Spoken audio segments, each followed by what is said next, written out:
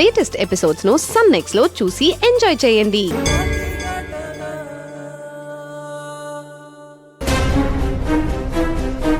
Madam madam madam madam ఓ SP గారు మీరా?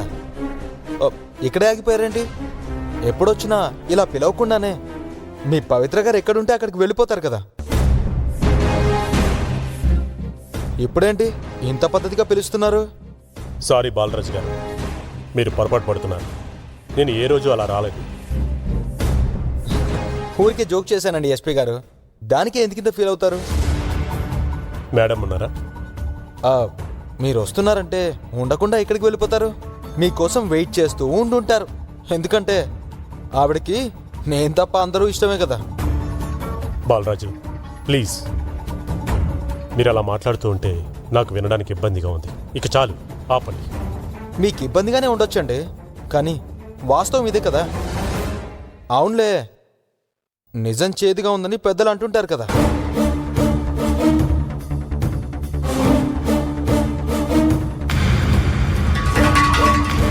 SP గారు అక్కడే నిలబడిపోయారేంటి? రండి. Okay madam.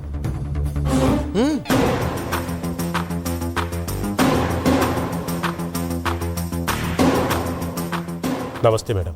నమస్తే. ఏంటి పిలవకుండానే వచ్చేశారు? అది ఎప్పుడు యూనిఫామ్ లో వచ్చేవారు, ఇలా సివిల్ డ్రెస్ లో?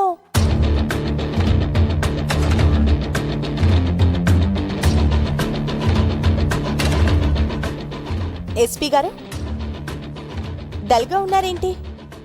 ఏం జరిగింది? ఆ విషయం చెప్పడానికి వచ్చాను మేడం. నన్ను హైదరాబాద్కి ట్రాన్స్ఫర్ చేశారు.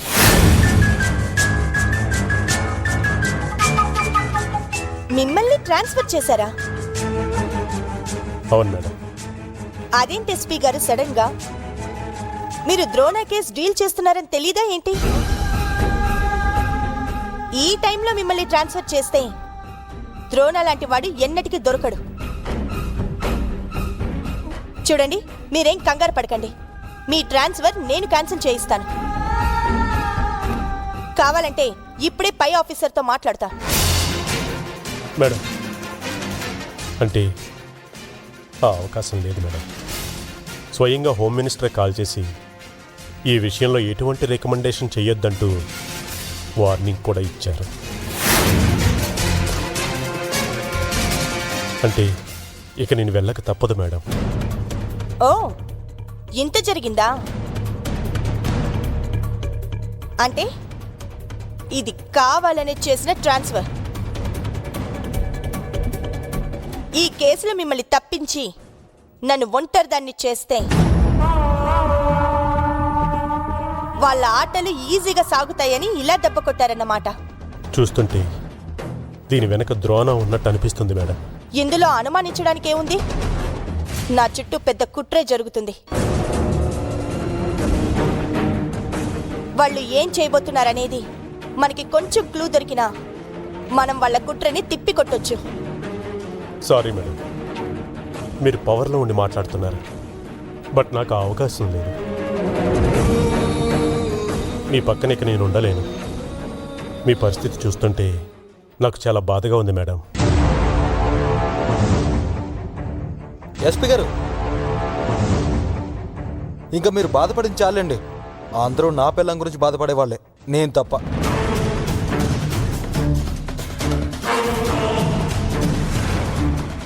అవునులే, ఆవిడ నా మాట ఎప్పుడు వింటుందని నేను ఆవిడ గురించి బాధపడడానికి కనీసం మీ మాట అయినా వింటుందేమో చూడండి. మా గురువు గారి నెమ్మదిగా మా చుట్టూ ఉచ్చు బిగిస్తున్నట్టు అనిపిస్తోంది. అతనికి కావాల్సింది అతనికి ఇచ్చేస్తే మాకు ఏ ప్రమాదం ఉండదు కదండి. ఆ శిరీష చేత ఒక్కటంటే ఒక్క సంతకం పెట్టించమని చెప్పండి మీ మేడంకి.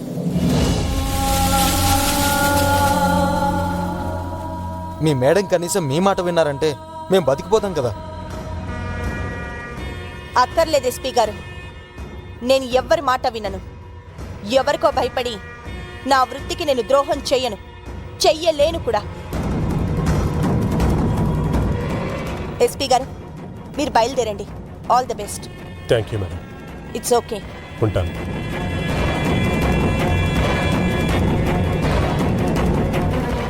కలెక్టర్ గారు, ఇప్పటికైనా మీకు అర్థమవుతుందా నెమ్మదిగా మనం ఎంత ప్రమాదంలో పడుతున్నామో? ఈరోజు ఎస్పీని తీసేశారు, ఇంటి చుట్టూ సెక్యూరిటీని కూడా ఏదో రోజు తీసేస్తారు. ఇలా ఒక్కొక్కటి పోయి నిన్ను ఒంటరిదాన్ని చేసేస్తారు.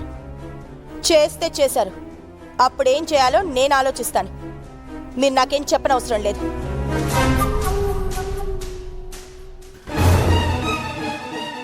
ఎంత పొగరు దీనికి! ఇలా నెమ్మదిగా మాట్లాడితే వినే రకం కాదు. దీనికి జరగాల్సిందే, శిక్ష పడాల్సిందే. మా గురువుగారితో పెట్టుకున్నందుకు, నన్ను మోసం చేసినందుకు దీనికి శిక్ష పడి తీరాల్సిందే.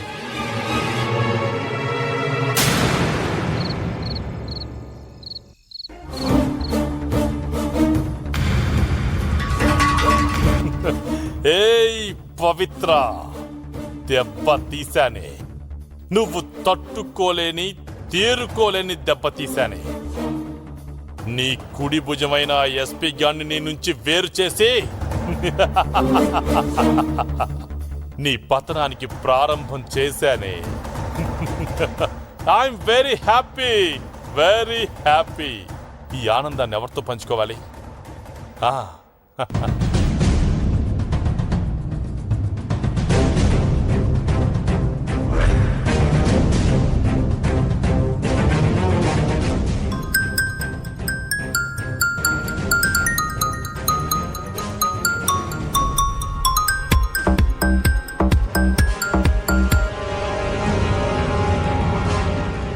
చెప్పండి మావయ్య. హే, there is a good news. Good news. Yes. దాన్ని, ఆ పవిత్రని తేరుకోలేని దెబ్బ కొట్టాను. దానికి రైట్ హ్యాండ్ లాగా ఉండేవాడే ఆ ఎస్పీ గాడు. వాణ్ణి ట్రాన్స్ఫర్ చేయించేశాను. వెరీ గుడ్ మావయ్య. ఇలా నెమ్మదిగా దాన్ని ఒక్కొక్కరి నుంచి దూరం చేస్తే, ఒంటరి దాన్ని చేసిన తర్వాత దాన్ని దెబ్బ కొట్టడం చాలా చాలా ఈజీ అవుతుంది. That's a good idea. నేను కూడా నా వైపు నుంచి డ్రామా స్టార్ట్ చేశాను. రసవత్తరంగా పండిస్తున్నాను. Is it? గ్రేట్. దీన్నే సైలెంట్ వార్ అంటారు. ఇది కూడా ఒక రకమైన యుద్ధమే అని శత్రువు కూడా అనుమానం రాకుండా చేస్తారు. బట్ దాని విషయంలో కొంచెం జాగ్రత్తగా ఉండాలి. అది ఎంత ఒంటరిదైనా రావణాసురుడిలా 10 తలతో ఆలోచించినట్టు ఆలోచిస్తుంది. నేను విన్నాను మావయ్య. మీరన్నట్టు ఒక్కొక్కరిని దూరం చేస్తే మన మనుషులు చుట్టూ చేరొచ్చు. అవును, దాని మొగుడున్నాడు కదా. వాడు ఒక వేస్ట్ ఫెలో. ఉన్నా లేకున్నా ఒకటే. ఆ శిరీష్ చేత సంతకం పెట్టించరా అంటేనే వాడికి చేత కాలేదు. శిరీష్ ఏంటి? అవును, నీకు తెలీదా? అసలు నా గొడవంతా అదే కదమ్మా. పవిత్ర శిరీష అనే ఒక అమ్మాయికి సపోర్ట్ చేస్తుంది. అది ఆ శిరీష దగ్గర మనకు సంబంధించిన కోట్ల విలువైన స్థలం ఉంది. అందులో అది ఒక్క సంతకం పెడితే ఆ భూమి మన సొంతం అవుతుంది. బట్ డామేజ్ అది సంతకం పెట్టకుండా ఈ పవిత్ర అడ్డుకుంటుంది. ఇప్పుడు ఆ శిరీషను ఎక్కడో దాచిపెట్టింది. లేదు మావయ్య, ఆ శిరీష ఎక్కడో లేదు, నా దగ్గరే ఉంది.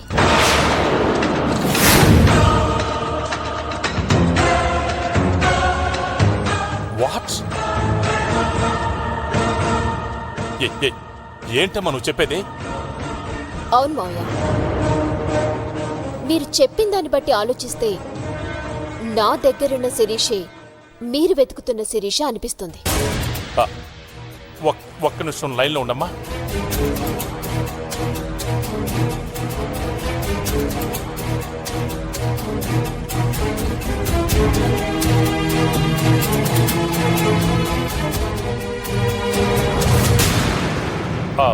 ఇప్పుడు వాట్సాప్లో దాని ఫోటో పంపించాను.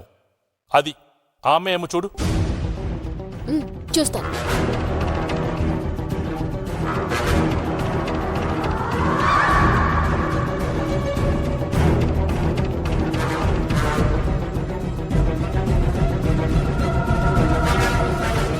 ఎస్ మావయ్య, ఈ అమ్మాయి.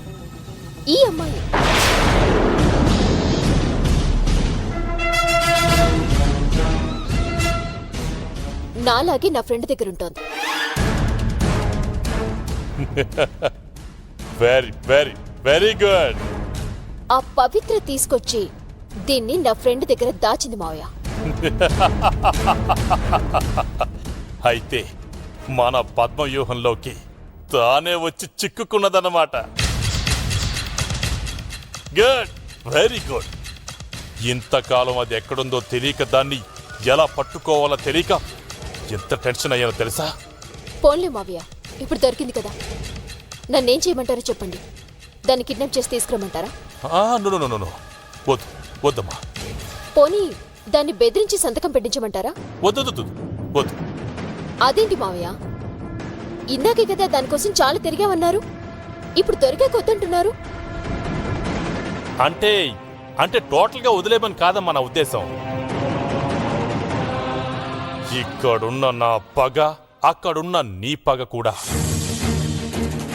కేవలం శిరీష చేత సంతకం చేయించి భూమిని లాక్కుంటే సరిపోదు.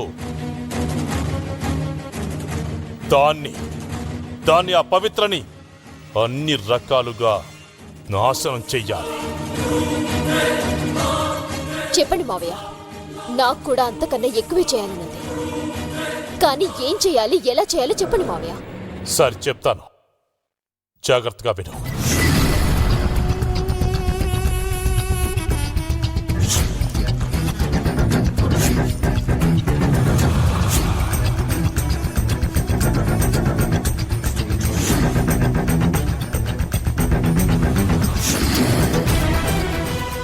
అర్థమైంది కదా ఏం చేయాలో? మీ ఐడియా చాలా బాగుంది మావయ్య. పవిత్ర మీ ఐడియాతో రోడ్డున పడ్డం గ్యారంటీ. కానీ శిరీష గురించి నీకు తెలిసినట్టుగాని అక్కడ ఎవ్వరికీ అనుమానం రాకూడదు. ఏమాత్రం అనుమానం వచ్చినా నిన్ను, నీ ద్వారా నన్ను ఖచ్చితంగా పట్టుకుంటుంది పవిత్ర. జాగ్రత్త. నేను చూసుకుంటాను, నాకు వదిలేసేయండి. All the best.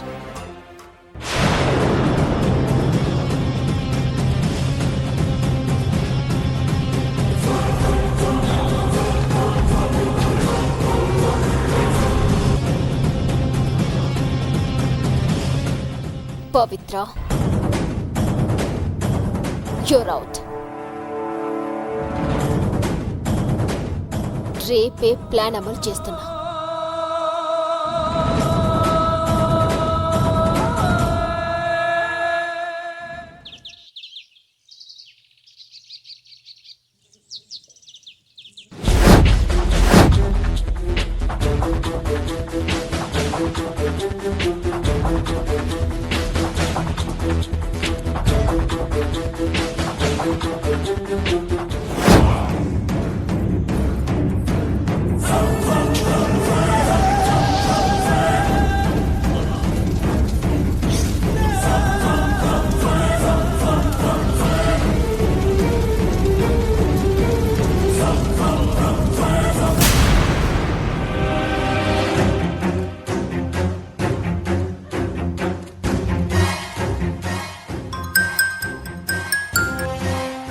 చెప్పరా, దాని కార్ బయలుదేరిందా?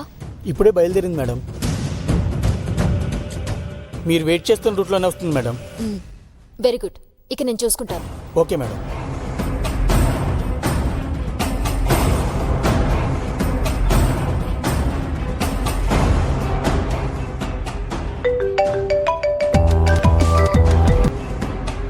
చెప్పండి మేడం. రేయ్, అందరూ అలర్ట్గానే ఉన్నారా? మీరు చెప్పినట్టే మేము జనాలతో రెడీగా ఉన్నాం మేడం. రైట్. పవిత్ర ఇప్పుడే బయలుదేరింది. నేను కాల్ చేసినప్పుడు వెంటనే వచ్చేయండి. నాకు దగ్గరలోనే ఉండండి, అర్థమైందా? అలాగే మేడం.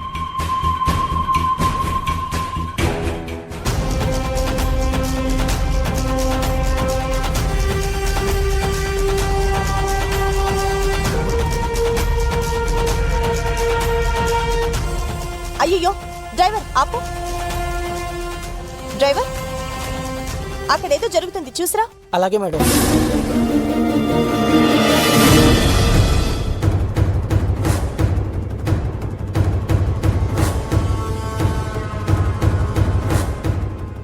మేడం, అక్కడ ఎవరో అమ్మాయి స్పృహతో పడిపోయింది. స్పృహ తప్పి పడిపోయిందా?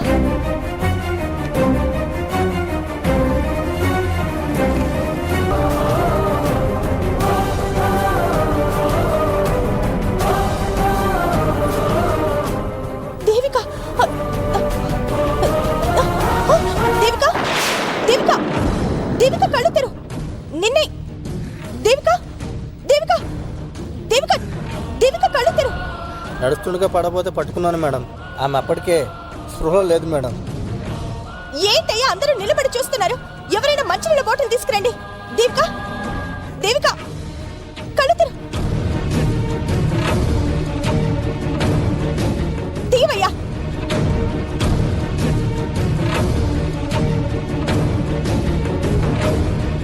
బాబు, కాస్త హెల్ప్ చేయండి.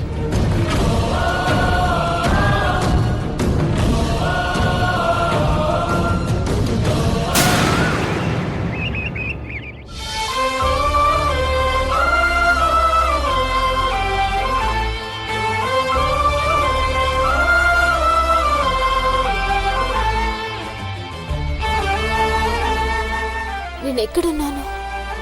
ఈ ఇల్లు ఎవరిది? ఈ ఇల్లు నాదే.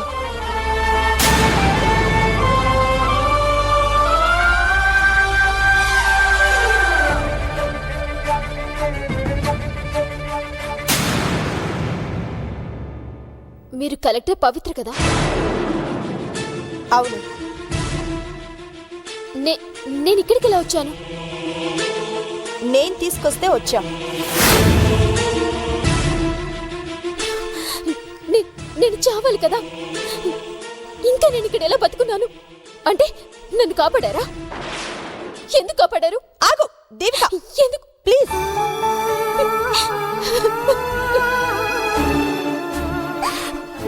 ఆగు. ఏంటిది చిన్నపిల్లలాగా? అసలు ఇప్పుడే ప్రమాదం నుంచి తప్పించుకున్నా.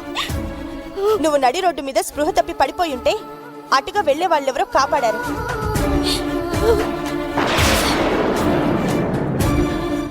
ఆ టైంలో నేను నిన్ను చూశాను కాబట్టి సరిపోయింది. లేదంటే అనాథలాగా రోడ్డు మీద పడున్నావు. ఇదిగో ఈ మాటలే, ఇలాంటి మాటలే నన్ను మోసం చేశాయి. ఇలాంటి మాటల వల్లే నేను ఇలా అయిపోయాను. ఒకరికి ఎవరిని లెక్క చేయకుండా ఇష్టరాజ్యంగా బతికాను.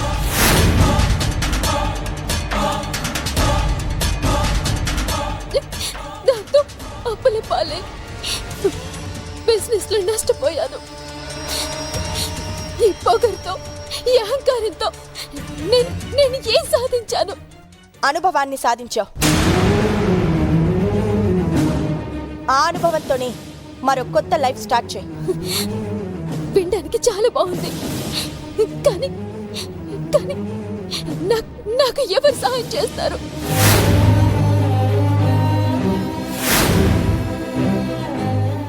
నన్ను ఎవరు నమ్ముతారు? నాతో ఎవరు ట్రావెల్ అవుతారు?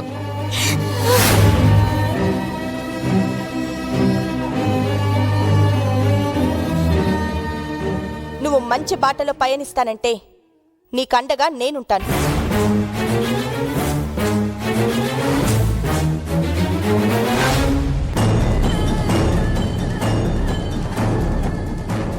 నీ ప్రశ్నలన్నిటికీ సమాధానం నేనే. నేను నిన్ను నమ్ముతాను. నేను నీకు హెల్ప్ చేస్తాను. నేను నీతో ట్రావెల్ అవుతాను.